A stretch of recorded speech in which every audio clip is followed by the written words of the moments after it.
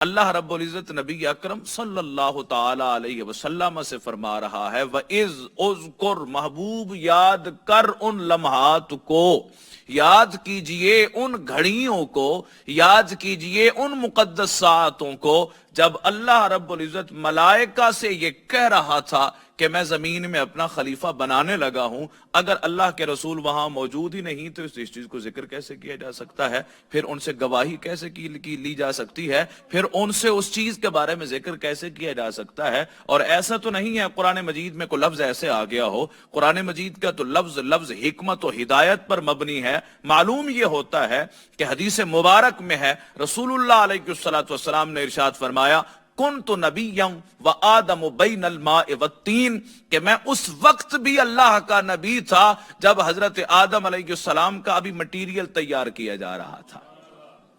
اس لیے قرآن نے کہا وَإِذْ محبوب ان لمحات کو یاد کیجئے جب آپ کے رب نے فرشتوں سے کہا تھا انی جاعل فی الارض خلیفہ۔ اب بعض لوگ اس جانب گئے ہیں یہاں کہ اللہ رب العزت نے مشورہ کیا ہے ملائکہ سے،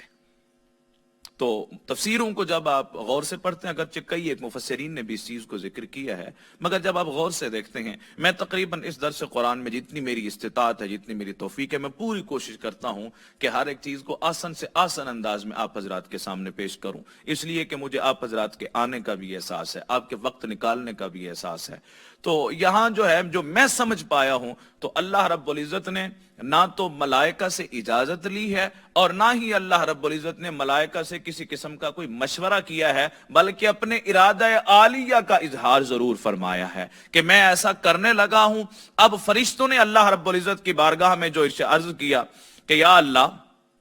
تو اس بندے کو تو اس کو خلیفہ بنائے گا، اور خلیفہ اس انداز میں بنائے گا جبکہ انسان جب زمین میں جائے گا تو وہ یہ خون ریزیاں کرے گا، فساد بپا کرے گا۔ اب یہاں دو تین سوالات ذہن میں بیک وقت آتے ہیں کہ فرشتوں نے کیا اس سے پہلے انسان کو دیکھا تھا جو فرشتوں نے یہ کہا؟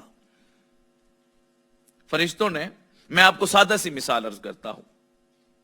یہاں جو ہے ہماری انتظامیہ نے، اللہ ان کو عزتیں عطا کرے، جب انہوں نے مسجد کے لیے ایک بندہ یہاں، جو پہلا بندہ یہاں آ کے کھڑا ہوا، اس نے کہا جی یہاں ہم نے مسجد بنانی ہے، تو کوئی بندہ کہے جی یہ مسجد بنے گی، اگر خدا نہ خواستہ شارٹ سرکٹ ہو گیا، کوئی بندہ جل کے مر گیا تو کیا کریں گے؟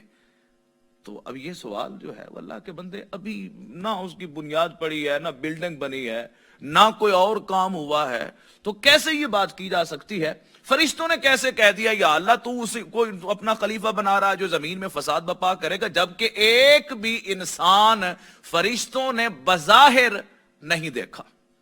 اس لیے کہ انسان پیدا ہی کوئی نہیں ہوا، اس کی تخلیق ہی نہیں ہوئی، تو اس کو کیسے اب فرشتے یہ کہہ سکتے تھے؟ اور سب سے بڑی بات کہ اتنا بڑا ایلیگیشن لگ گیا کہ وہ زمین میں قتل و غارت کرے گا، وہ فساد بپا کرے گا، یا اللہ یہ کیسے؟ دوسری بات یہ ہے کہ سٹیٹس بہت بڑا ہے کہ رب قدیر فرما رہا ہے انی جاعل فی الارض خلیفہ، کہ میں زمین میں خلیفہ بنانے لگا ہوں۔ تیسری جو بات ہے کہ فرشتے اس چیز کو تو علم غیب کہتے ہیں کہ جو بات فرشتے کر رہے ہیں، اور رب قدیر ان کے علم کو، ان کے علم غیب کو تسلیم بھی فرما رہا ہے۔